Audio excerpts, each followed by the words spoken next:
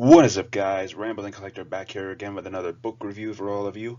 And I gotta tell you guys, I'm actually pretty excited to talk about this one because this is like the first young readers series that I am going to be covering. Honestly, though, this is like the first for me, so this is going to be a blast. Not only that, but this has rapidly climbed into being one of my all-time favorites.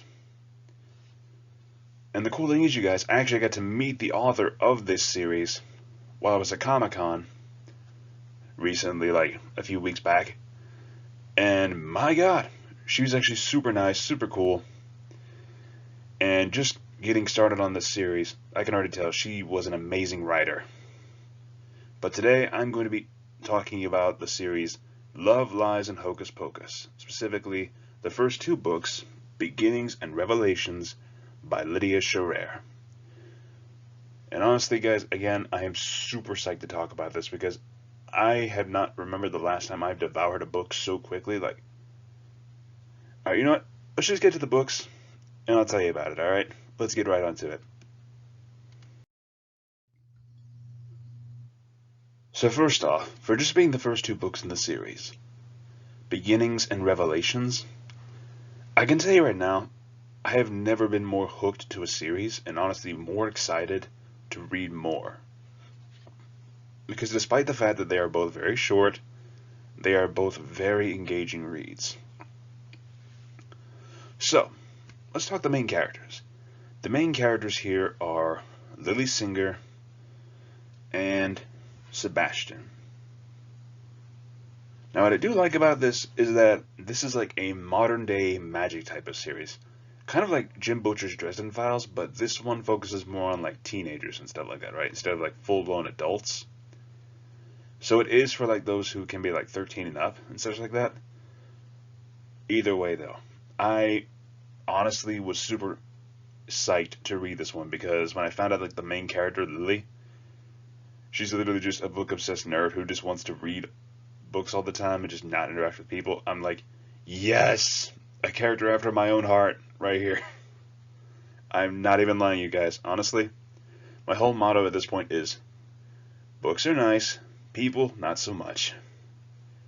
And just knowing that there was someone similar to that in this series was just like, yes, I love this already.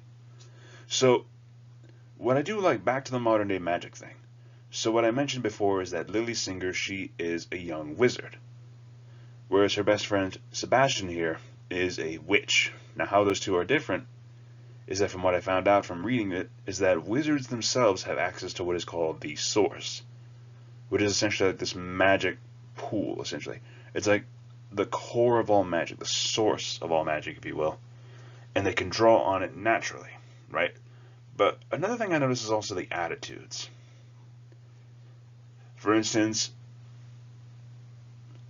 wizards have this more like studious, very scholarly appearance to them, which I think definitely suits Lily as of this point.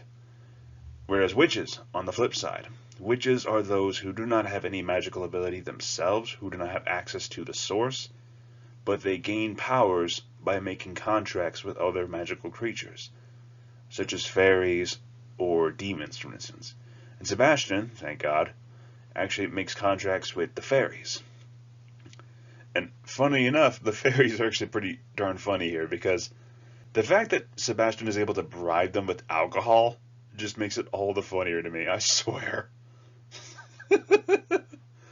Just like, how do you get a fairy to give you your magic? Give him some beer. Awesome. But yeah, so like I mentioned before, just from the first two books being very, very short, like around maybe like 200 something pages each, I definitely say they managed to grab your attention very easily, especially with the way the stories themselves are split.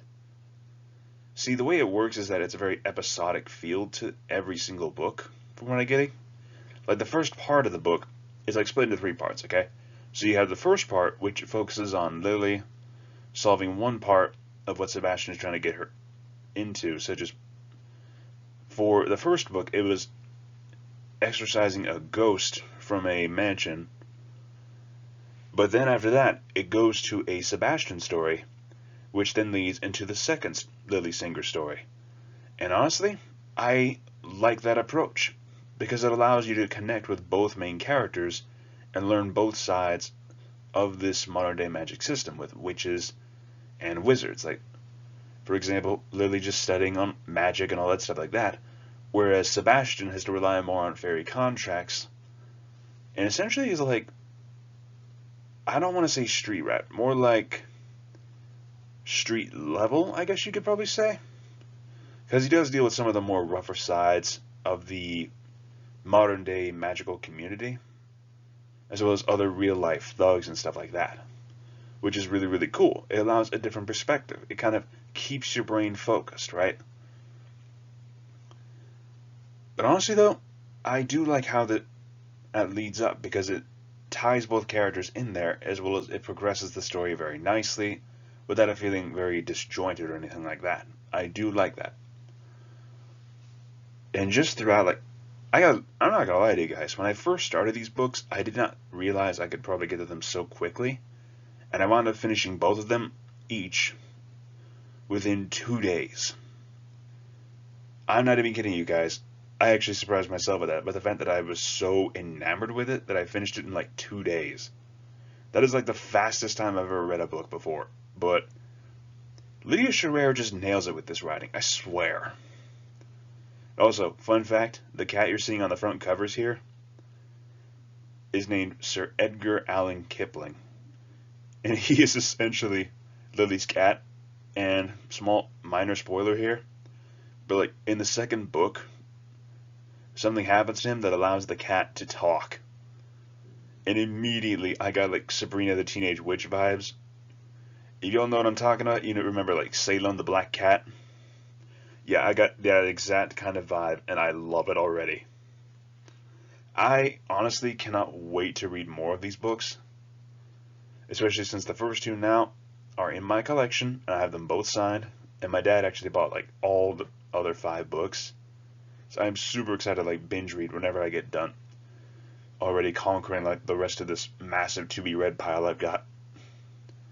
And the problem is I keep adding more, but overall, very promising start. I especially like how in book 2, see, Lily has this thing where she wants to learn more about her family, especially since she has a very strained relationship with her mother, because of the fact that she is magical, therefore she was like an outcast from regular life.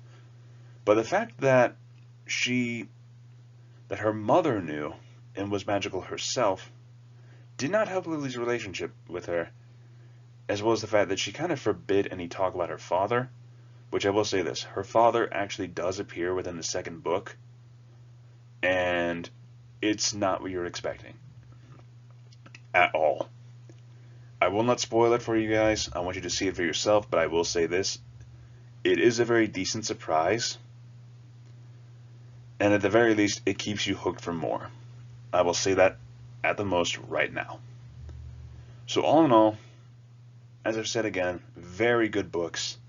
But for now, let's go ahead and get to the rating for just these two so far.